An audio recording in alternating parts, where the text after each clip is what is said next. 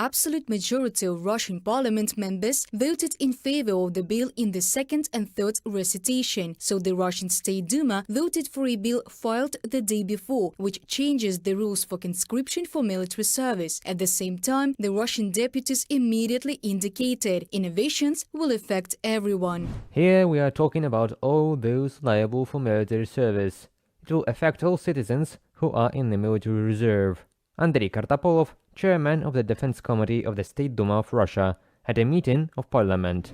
163 votes for and only one against the bill, and the Federation Council supported the new amendments. It was immediately sent to Putin for signature, and they only regretted that it was not implemented earlier. This is our mistake of legislators, that we failed to ensure that our citizens were properly informed about the content of this law before its adoption. Therefore, I carefully looked through the entire internet and considered it necessary to comment on this too. Valentina Matvienko, chairwoman of the Federation Council of Russia, at a meeting of the Council. The Russian president has to formally sign the law. Already now, attempts to evade military service in Russia are becoming more and more difficult. The amendments introduce new rules, including, in particular, electronic alerts for military registration and enlistment officers duplicate traditional summons.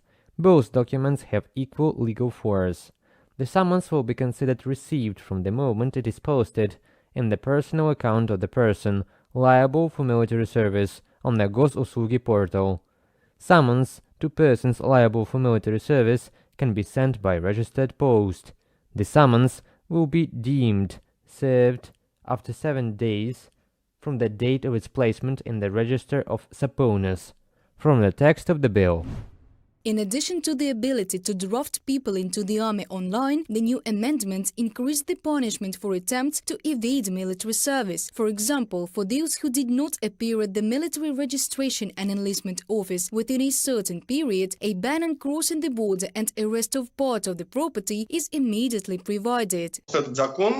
This law, this amendment, one way or another, applies to every citizen of the Russian Federation who knows where the military registration and enlistment office is located, and who at least once in their life was there.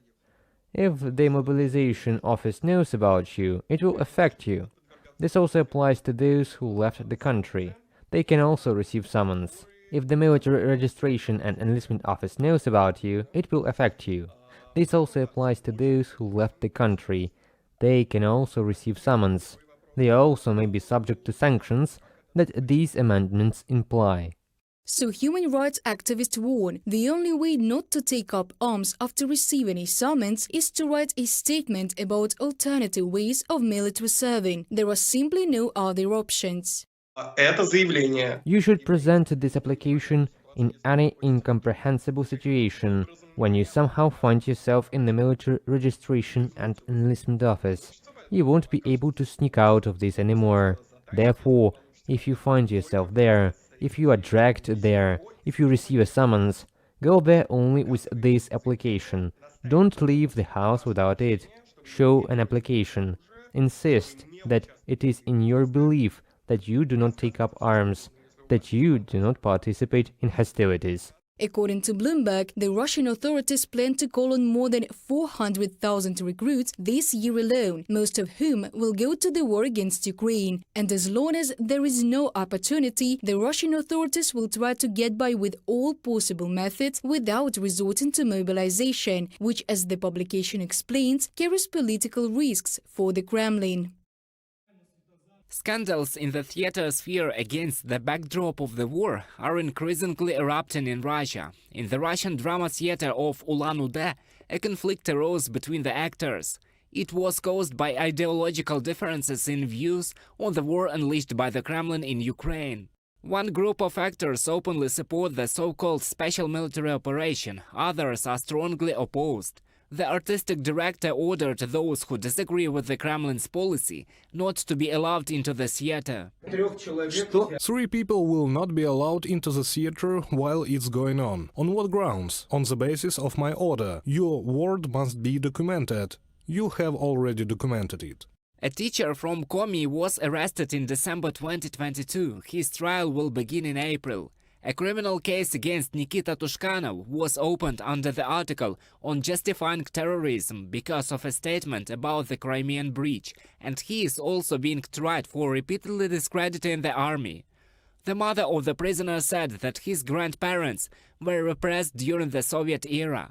The grandfather was expelled from Luhansk to Komi. The grandmother was imprisoned because of a denunciation about a handful of grain. And their son Tushkanov's father was sent to an orphanage. Тогда было намного жестче, конечно. It was much tougher then, of course, but there must be some kind of connection. Then there were shooting articles. Well, I would not want 1937 to return. I want to live in a normal country with rights and freedoms. But rights and freedoms in Russia are becoming less and less every day, and denunciations of neighbors, friends and even relatives are becoming the norm. A court in Izhevsk fined a local lawyer 30,000 rubles under an article about discrediting the Russian army because of anti-war statements during a consultation with women whose relatives in the colony were recruited for the war in Ukraine. They wrote a denunciation on a human rights activist. During the conversation, the lawyer repeatedly discredited the armed forces of the Russian Federation and the government of the Russian Federation, and also deliberately negatively assessed the use of the Russian armed forces in a special military operation in Ukraine. Olga Dягилева and Yelena Sherbakova, wives of war prisoners, from a written complaint against a lawyer to the police. In the occupied Crimea, an administrative protocol was drawn up against a teacher of a technical school under the article on discrediting the armed forces of the Russian Federation, and he was given 13 days of arrest. Then he was fired from his job. The reason was that he included the Ukrainian song Bayraktar. The denunciation of the teacher Andrei Belozerov was written by his own students. After the verdict, I still feel in an atmosphere of total lack of freedom. In the wild, of course, it is not expressed as clearly as in a prison, a detention center or a colony, but still there is little pleasant. Andrei Belozerov, teacher, in an interview with Radio Liberty. In Russia, since the beginning of the invasion of Ukraine, more than 13 new repressive laws have been adopted, and hundreds of Russians have been prosecuted for anti-war statements. Of course, I don't know what was there in 1930s, it was less or more than now, but the analogies are direct, and we feel like we're back in 1937, when relatives massively write denunciations against each other to the KGB. We have situations where mothers wrote to their children, children to their parents, brother to sister, sister to brother, and so on, and it is, of course, a very unhealthy environment. According to human rights activists, this only indicates that the Russian authorities are afraid of their citizens, and they try to intimidate those who do not support Kremlin's policy with detentions, arrests and fines. Russian President Vladimir Putin, speaking in February with a message to Federal Assembly, thanked the Russians for supporting the so-called special military operation. Our multinational people, the vast majority of citizens, have taken a principled position regarding the special military operation, understood the meaning of the actions we are taking, and supported our actions to protect Donbass. Vladimir Putin, President of Russia, from the President's address to the Federal Assembly.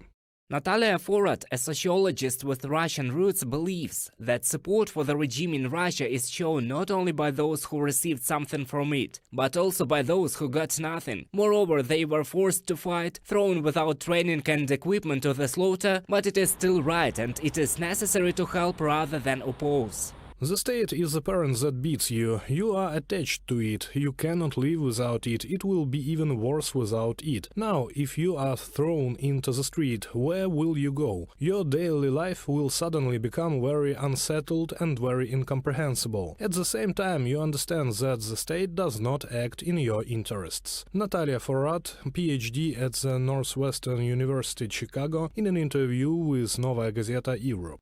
The authorities need the illusion of the majority, because it is much easier to manage people this way, Russian sociologist Alexei Miniailo believes. In an interview with the BBC, he recalls Ash experiment, testing the reaction of the subject to the erroneous behavior of the majority, which showed that up to 40% of people will join the majority, even when this majority is obviously wrong.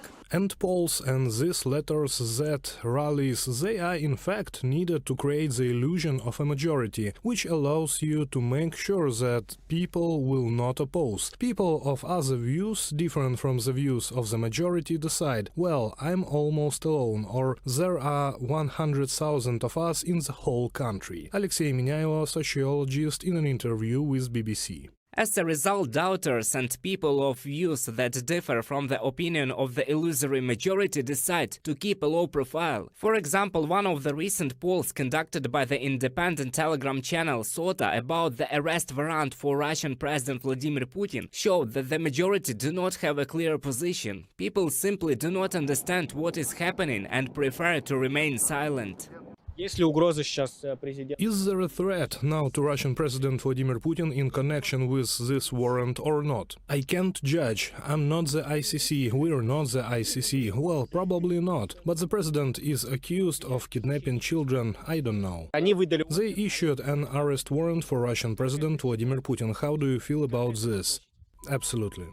I think that in general everyone should be punished. Who in general everyone? It's just members of United Russia. Well, everything is clear to varying degrees, yes. The most important ones there, you know how the terms are there. Who has a higher, who something is lower. Someone is generally removed from some kind of political activity. The Russian opposition leader Andrei Sidelnikov explains the reason why the Russians are so supportive of the government by the action of propaganda which has reached incredible proportions under Putin. The state is well aware that a population that does not think, that does not show initiative, is easier to manage. So that's where all these things come from. A person thinks that I am small, it is impossible to fight against the system, especially since the state shows that those who go against the system, even if they do not violate the draconian laws adopted by the state, show trials must be done. In different regions we see that those who come out with condemnation of war, they receive not only fines but also prison terms. According to the latest all-Russian survey by the Levada Center, which is included in the register of organizations that act as a foreign agent, 75% of respondents support the war in Ukraine. This is about the same as it was at the beginning of the invasion.